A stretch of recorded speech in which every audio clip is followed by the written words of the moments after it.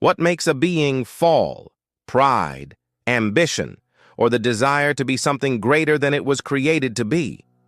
Throughout history, kings, generals, and empires have been destroyed by the same feeling that led to the ruin of the most beautiful and powerful of angels, the desire for greatness above all. Lucifer. His name means light-bearer, a glorious being made to reflect divine majesty. But something inside him began to change. His heart became filled with something dangerous. What happened that made the greatest of angels become the greatest enemy of God? Today we go far beyond the common story. We will dive into Lucifer's mind and understand what his fall teaches us about pride, power, and human nature. And what if I told you that this story has more to do with you than you imagine?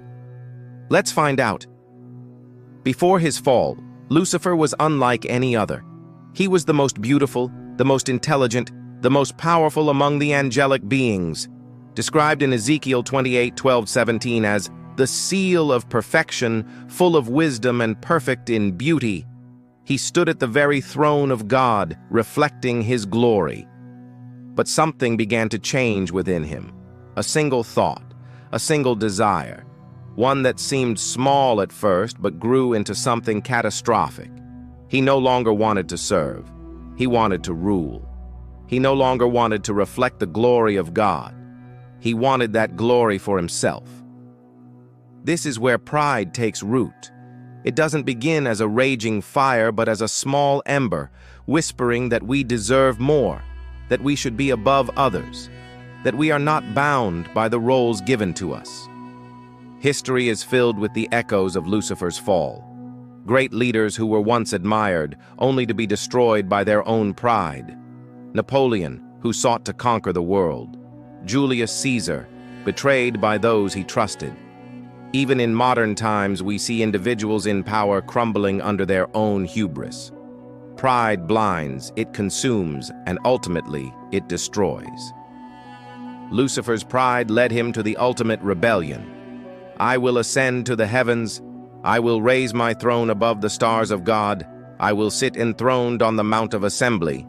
These words from Isaiah 14:13 show the depth of his arrogance. He believed he could be equal to God. Revelation 12:7-9 describes the war that followed. Michael and his angels fought against Lucifer and his followers. But no matter how powerful he was, no matter how many angels he convinced to stand with him, he could not overcome the Almighty. And so he was cast down. No longer the bearer of light, but the prince of darkness. No longer an angel of worship, but a deceiver of nations. His pride cost him everything. But the question remains, what does this mean for us? The story of Lucifer is not just a story of an angel's fall. It is a mirror reflecting human nature. How often do we let pride dictate our actions? How often do we refuse to admit we are wrong, believing ourselves above correction? How many relationships have crumbled because of the unwillingness to humble ourselves? Proverbs 16:18 warns us, pride goes before destruction, a haughty spirit before a fall.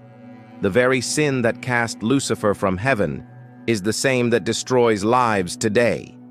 But unlike Lucifer, we have a choice. We have the opportunity to recognize our pride and turn away from it.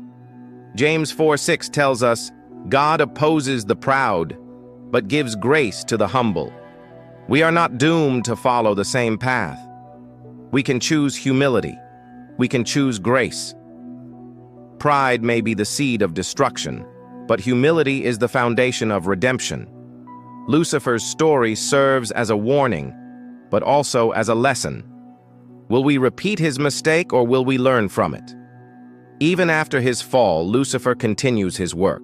He influences leaders, movements, and even individual choices. The same tactics he used to deceive the angels, he now uses on humanity: pride, deception, and false promises. Lucifer may have lost his place in heaven, but his war continues in the hearts of men. The question is, are we aware of his tactics? The end of the story has already been written. Revelation 20:10 tells us that Satan's time is limited. He will not reign forever. The very pride that caused his fall will lead to his final destruction. This is more than just a story of an angel's fall. It is a reminder of the dangers of pride, the battle we all face, and the choice we must make. Will you choose humility and grace? Or will you fall into the same trap that led to Lucifer's downfall?